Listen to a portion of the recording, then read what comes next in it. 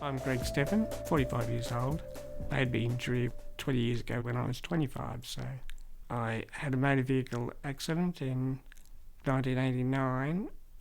Prior to that, I was an accountant. My injury is to my spinal cord, means that I have difficulty breathing, and it means that I don't have any functional movement below my shoulders. Well, my name's John Blades for a start. I was diagnosed with multiple sclerosis. And I always like to think of my attitude towards the MS from day one being to put the MS on the back burner and get on with my life. Although I've got no movement below the neck, there's a lot of life to be lived from the neck up. My name's Annette. I'm 40-something. I'm a single mother of 2 children. I run a small graphic design business from home. I have a vision impairment. Lee is in his 50s and lives independently in his own home with visits from carers 3 times a week. G'day, my name's Ricky Buchanan. I'm mostly bedridden, so I keep my bed in the lounge room to be closer to all the action. As you can see, everything I need is around that bed. I can sit up now for about 2 hours a day in this comfy chair or in my wheelchair, but until very recently I was bedridden 24 hours a day. This is the dark and silent world of the deaf-blind. People like Heather Lawson, whose only way of experiencing the world is through smell, taste and touch. She also can't speak, and her only way of communicating is through a complex tactile version of sign language, where she feels rather than sees the signs. Heather's just asking about the ride freestyle, what their faces look like. Some are screaming, some are smiling, some people, they look sick, like they're about to vomit. A simple outing like this is only possible with the help of a specially trained support worker.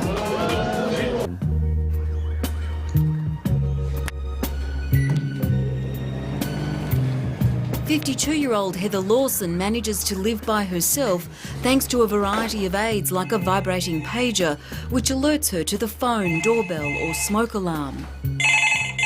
But 25 years ago, she could never have believed it was possible.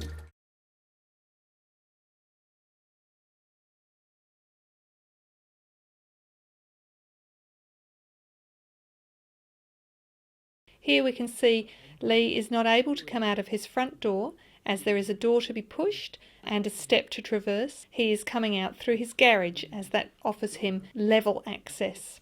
To move around the community, a continuous path of travel is required, so barriers such as curbs, gutters, dustbins, narrow walkways are difficult for Lee to traverse. Within the home as well, a continuous path of travel is required. This means ample turning space going from one room into a corridor. It also means that the doorways need to be wider than the wheelchair itself. Appliances and things within the home need to be accessible for not just reach range from a wheelchair, but Lee's personal capacity to reach and manoeuvre and interact with appliances around him. While Heather Lawson has a support worker by her side for about 20 hours a week, most of the time she's on her own, living independently, travelling on public transport and hoping passing strangers will notice and assist when she needs help. Oh, definitely, yeah.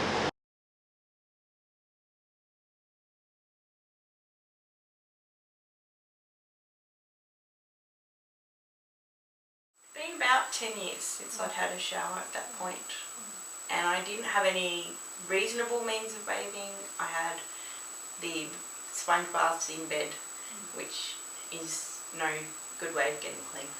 I searched for alternative methods of bathing in bed.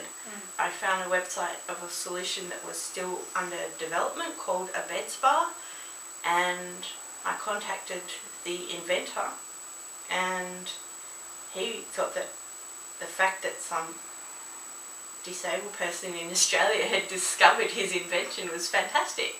He would send me a bed spa at no charge to me if I would evaluate it as a user and give him feedback.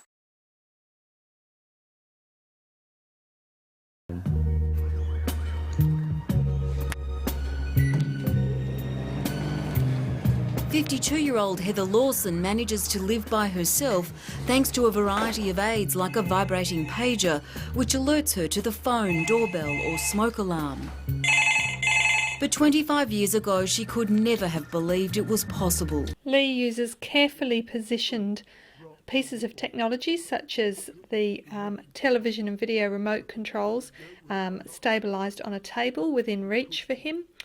He has a garage door opener beneath his seat in the wheelchair so he can independently leave the home. And he has cords on his doors so he's able to pull them closed. Lee describes technology as important. He says, "I'd be lost without the computer." To control other appliances in the house, there's a program called Progress installed on the computer, and it's gives you the opportunity just to click to open and close the front door, or click to turn on lights, or click to turn on a lamp, or even click and find your way through a menu to change channels on a TV, or start your DVD up, or change volume. Lee has an emergency call system, which is a telephone-based emergency alarm connected to a switchboard, whereby he can call for help and will be answered. Oh, g'day, Lee. It's Graham here. Just wondering how you're getting on. I'm getting well. If I want to be by myself but still need to be able to get in contact with people, there's web-based SMS communication. So I've got all my carers' mobile numbers set up on the website, and I can simply SMS them through the computer and alert them that I need them at any time. I do have an emergency call alarm. It's mainly there if the computer fails, then I've got a backup system. Or if I'm unable to make an SMS because something's happened that requires a lot more urgent attention than typing an SMS.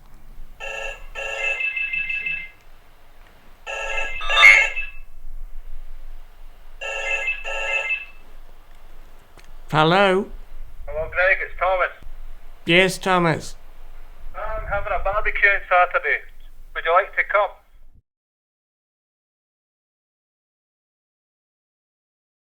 One of the really important things was being able to use the telephone to make contact and to answer phone calls and reply to phone calls. And so I had something put on my computer called Voice over IP, which is basically a computer telephone where my computer is the telephone. But it means that I can make all my phone calls through this phone. Hello, this is Gemma speaking. Gemma, it's John. Directing the ball around and point to things, and then it had your left click and your right click on that trackball.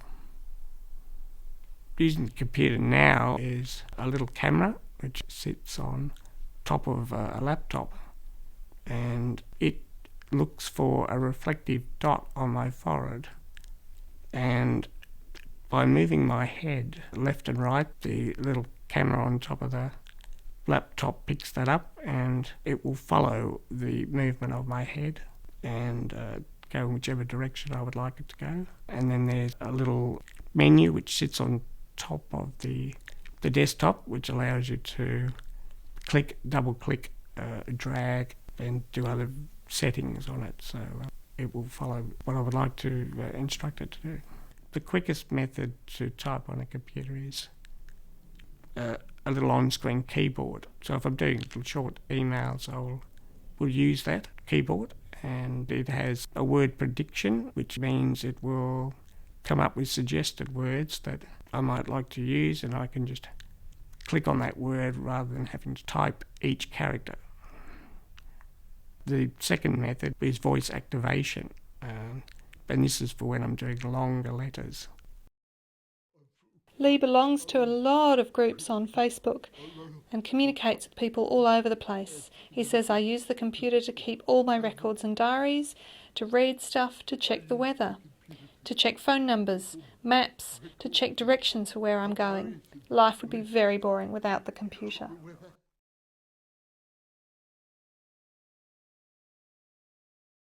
It's also useful in the administrative side of business, reading invoices and bills and letters that people might write. It enables the bookkeeping side of things. For example, if I go to Officeworks or Big W and buy stationery supplies, I can actually read the receipt with the CCTV. I can invert that again to white text on a black background, and without that I wouldn't be able to read receipts. I do a payroll for paying my carers, so that's timesheets and pay slips, and that's one area I need to keep track of in organising my care for the week.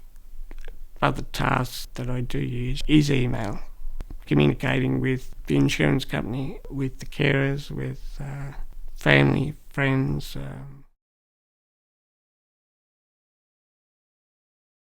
It also impacts on my life as a mother. For example, getting splinters out of children's fingers, painting little girls' fingernails would pretty much be impossible if I didn't have a CCTV. Reading childish handwritten homework, it's a bit of a nightmare when you can barely see a pencil mark. So I use a CCTV to achieve that. And also reading to my children.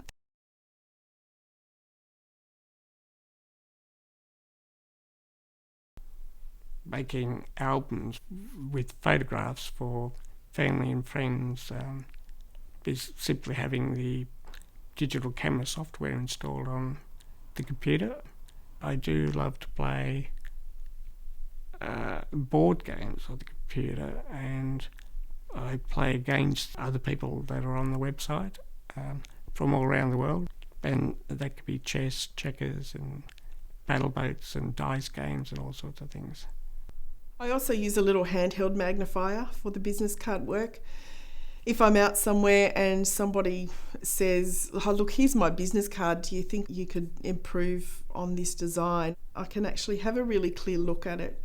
Before I had an electronic magnifier to look at business cards with, I could only see the general layout. I couldn't read any of it. And I used to just say, yep, sure, I can improve on it. And I would go home and look at it and hope that I could improve on it. But now I can be more accurate and more honest and just do it on the spot. And people don't seem to mind that I need the technology to do that. I think it's quite reassuring to them that I've got something that does help and I'm not just bluffing my way through life anymore. If I didn't have access to technology for work, I possibly would not be employed. I think, knowing my own personality, I would find something to do, but I don't know that it would be anywhere near as satisfying as it is. I'm a fairly task-oriented kind of person, and I just find that I can be a lot more productive with the technology. I have wanted to do graphic design work or commercial art or whatever you want to call it since I can remember. Without technology, there's just no way that I would be doing that. And I was always told, no, you can't work in this industry with a vision impairment. I find in face-to-face situations, although I love going out and I love being around people, but I find it difficult to recognise people. You know, in the real world, there are some things that I miss out on that are difficult at times, but when you're in an online world, everyone's equal pretty much. And if I can read my screen easily, I'm as equal as anyone else. The first thing that got me into computers was emailing, and I'm now in contact electronically through emailing with people all over the world. Gemma. I started doing feature radio programs on the ABC Radio National. Hi, Brent Clough here. Welcome to 360 Documentaries. Broadcaster John Blades has a significant disability, and he'll be your guide on a journey through the uncharted waters of sexuality and the disabled. I also have a TiVo, which records programs on one TV, which a family can use and watch. But I could transfer those recordings to my computer and watch them at any time and play the latest. Visiting numerous websites related to music and the arts all over the world, listening to radio on the internet, watching ABC News, reading the Sydney Morning Herald, which I haven't been able to do for about 10 years or more. I actually also download from our local church. They also have their services recorded, and they're also something I can download and listen to them as well.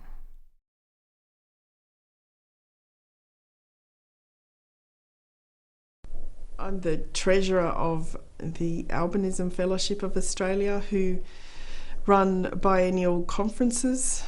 We've had various speakers talking about the availability of equipment and how to come by equipment and different funding that's available for things. So I had an occupational therapist come and give me an assessment, and I applied for funding to provide the equipment that was recommended from that assessment. Now, that assessment was a real eye-opener for me. Wasn't really aware of how good things could be. I'm fairly comfortable with learning how to use new technology, but there were a few things that I needed a little bit of training in. I did some telephone support sessions with the people that supplied it, and they were very helpful and very supportive. Through university and my working life as an engineer, I had absolutely no interest in computers. I had an aversion to computers. I was a technophobe. I just thought a computer was something I could completely do without.